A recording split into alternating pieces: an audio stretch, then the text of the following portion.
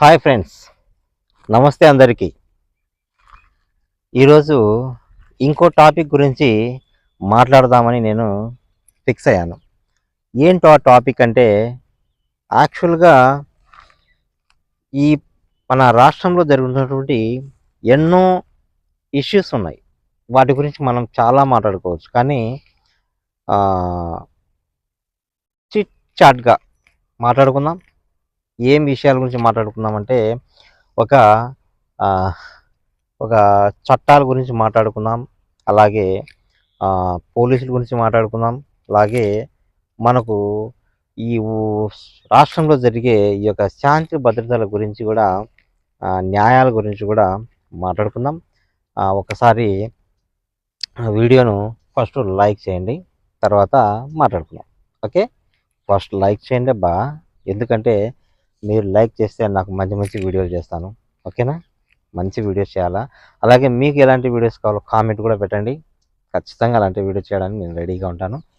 And వీడియోలోకి వెళ్ళిపోతే, first మన రాష్ట్రంలో ఎన్నో పాలిటిక్స్ జరుగుతున్నాయి, గొడవలు జరుగుతున్నాయి, ధ్వంసాలు జరుగుతున్నాయి, ఆస్తి నష్టాలు జరుగుతున్నాయి.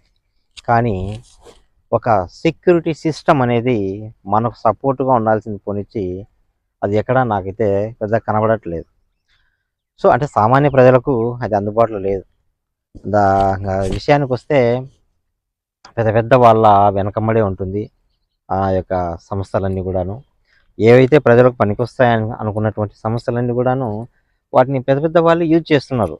అంటే ఒక సామాన్య ప్రజలు యూజ్ చేయడానికి చాలా తక్కువ. అందరూ ఎక్కువ మాత్రమే వాటిని యూజ్ చేస్తున్నారు. ఎవరంటే బాగా డబ్బు ఉండేవాళ్ళు, పలుకుబడి ఉండేవాళ్ళు, అండ్ ఆస్తిపాస్తులు ఉండేవాళ్ళు, ఆఫీసర్లు, మంత్రులు, ఎమ్మెల్యేలు, వీళ్ళు మాత్రమే ఏవైతే మనుషులకు అంటే మన ప్రజలకు అవసరమవుతాయి అని అనుకుని సృష్టించిన సంస్థలు అయితే ఏవైతే ఉంటాయో అవన్నిటిని కూడా వాళ్ళు వాళ్ళ చుట్టుపక్కల పెట్టుకొని ఆడిస్తూ ఉన్నారు. ఎట్లా ఇట్లా వాటితో బంతాట ఆడుకుంటున్నారు.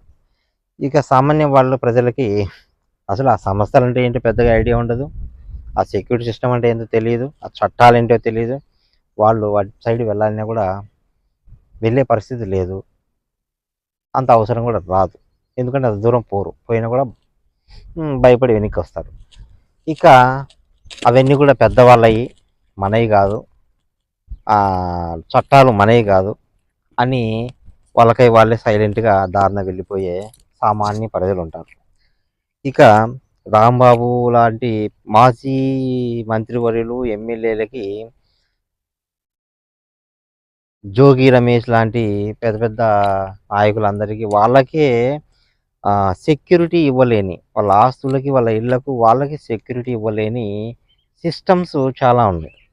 అలాంటి సిస్టమ్స్ జనాల కోసం అని చెప్పి గవర్నమెంట్ వాటిని నియమించింది. బట్ మనం ఎన్నో కష్టపడి ఆయా ప్రయాసపడి ఎన్నో దాన్ని ఏమంటారు, ఎంతో ప్రతి రూపాయి పైసా పైసా పన్నులు కట్టి వాళ్ళకు జీతాలు ఇస్తున్నాం.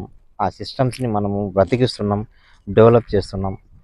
మన వల్లనే ఆ సిస్టమ్స్ బాగుపడుతున్నాయి.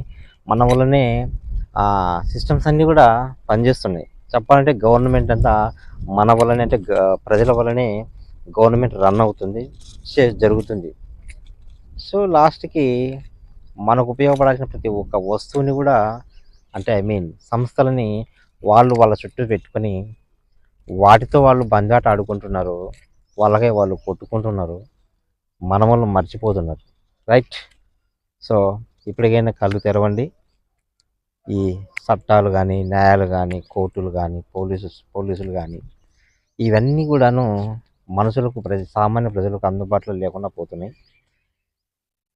దీని గురించి మీరు కామెంట్ చేయండి. దీని గురించి ఇంకా చెప్పాలంటే మంచి కంటెంట్ తీసుకొస్తాను, చెప్తాను.